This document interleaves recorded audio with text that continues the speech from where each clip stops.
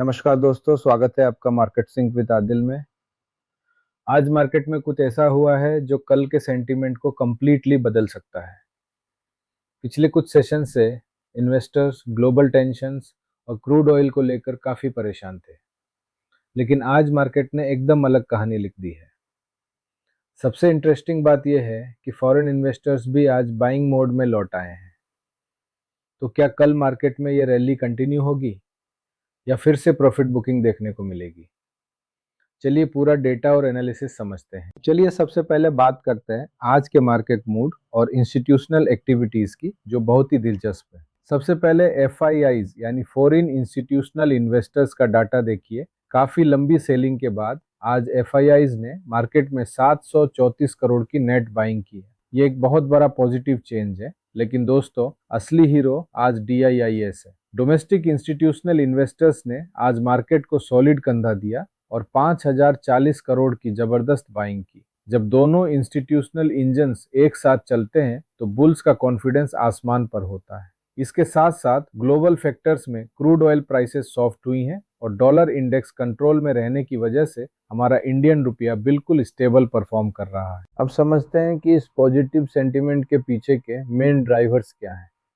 पहला बड़ा रीजन है क्रूड ऑयल की सॉफ्टनेस। इंडिया अपनी रिक्वायरमेंट का बड़ा हिस्सा इंपोर्ट करता है, इसलिए क्रूड का गिरना हमारे इन्फ्लेशन प्रेशर को सीधा कम करता है और एविएशन जैसे सेक्टर्स की ऑपरेटिंग कॉस्ट घटा देता है। दूसरा, ग्लोबल मार्केट से हमें सपोर्टिव सिग्नल्स मिले हैं, जिससे इन्वेस्टर्स का रिस्क एपिटिट तेजी से इम्प्रूव हुआ। और तीसरा, मार्केट पार्टिसिपेंट्स RBI के रिसेंट एकोमोडेटिव स्टांस को पॉजिटिव मान रहे हैं। फिलहाल इंटरेस्ट रेट्स को लेकर कोई इमीडिएट नेगेटिव शॉक नहीं दिख रहा, जिसकी वजह से हैवी बैंकिंग और फाइनेंशियल स्टॉक्स में आज जबरदस्त बाइंग इंटरेस्ट बना रहा है। लेकिन दोस्तों, मार्केट में सिर्फ आंखों पर पट्टी बांधकर बुलिश नहीं होना है। हमें कुछ की रिस्क्स और काशन पॉइंट्स का भी ध्यान रखना होगा।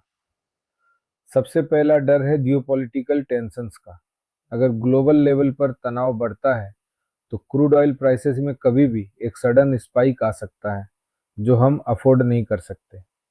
दूसरा, ओवरनाइट न्यूज़ फ्लो पर नज़र रखनी होगी, क्योंकि ग्लोबल सेंटीमेंट इस वक्त बहुत डायनामिक है।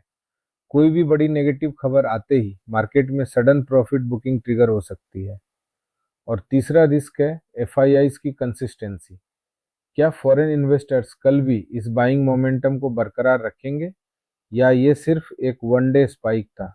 इस पर हमें अलर्ट रहना है। तो कल के ट्रेडिंग सेशन के लिए आपको किन ट्रिगर्स पर नजर रखनी है, ये नोट कर लीजिए। Triggers number 1, US economic data. Global investors वहां के इन्फ्लेशन और इंटरेस्ट रेट एक्सपेक्टेशंस के डेटा को क्लोजली ट्रैक कर रहे हैं। Trigger number 2, crude oil prices. अगर क्रूड इसी करंट रेंज या इससे नीचे ट्रेड करता रहा तो इंडियन इक्विटीज को ऊपर जाने का सहारा मिलेगा। और ट्रिगर नंबर 3, इंस्टीट्यूशनल फ्लो। हमें देखना होगा कि क्या कल भी डोमेस्टिक और फॉरेन इंस्टीट्यूशंस का ये डबल इंजन सपोर्ट जारी रहता है या नहीं। इन सारे factors, institutional buying data, crude की सॉफ्टनेस, रुपी की स्टेबिलिटी और सपोर्टिव ग्लोबल क्यूज को जोड़कर देखें तो कल के लिए मार्केट का मूड और सेंटीमेंट पॉजिटिव साइड पर टिल्ट करता हुआ नजर आ रहा है। बुल्स का कॉन्फिडेंस इस वक्त डेटा पर काफी स्ट्रांग दिख रहा है, लेकिन जैसा मैंने कहा, ओवरनाइट न्यूज फ्लो को दिमाग में रखकर कोशियस ऑप्टिमिज्म के साथ ही ट्रेड प्लान कीजिएगा। अब बारी आपकी है। आपको क्या लगता है दोस्तों,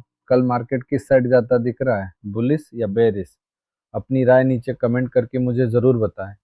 और अगर आपको ये क्रिस्प और डेटा बैक्ड एनालिसिस पसंद आया हो तो वीडियो को लाइक करें, दोस्तों के साथ शेयर करें और हमारे channel market sync with Adil को सब्सक्राइब करना बिल्कुल मत भूलिए। जाने से पहले एक ज़रूरी सूचना, ये वीडियो और प्रेजेंटेशन सिर्फ एजुकेशनल और इंफॉर्मेशनल पर्पसेस के लिए बनाई गई है। इसमें शेयर की गई कोई भी जानकारी डायरेक्ट या इनडायरेक्ट इन्वेस्टमेंट या ट्रेडिंग एडवाइस नहीं है। स्टॉक मार्केट में निवेश फाइनेंशियल रिस्क्स के अधीन है। किसी भी एक्चुअल इन्वेस्टमेंट डिसीजन को लेने से पहले अपने सर्टिफाइड फाइनेंशियल एडवाइजर से सलाह मशवरा जरूर करें। थैंक यू सो मच और मिलते हैं अगले वीडियो में।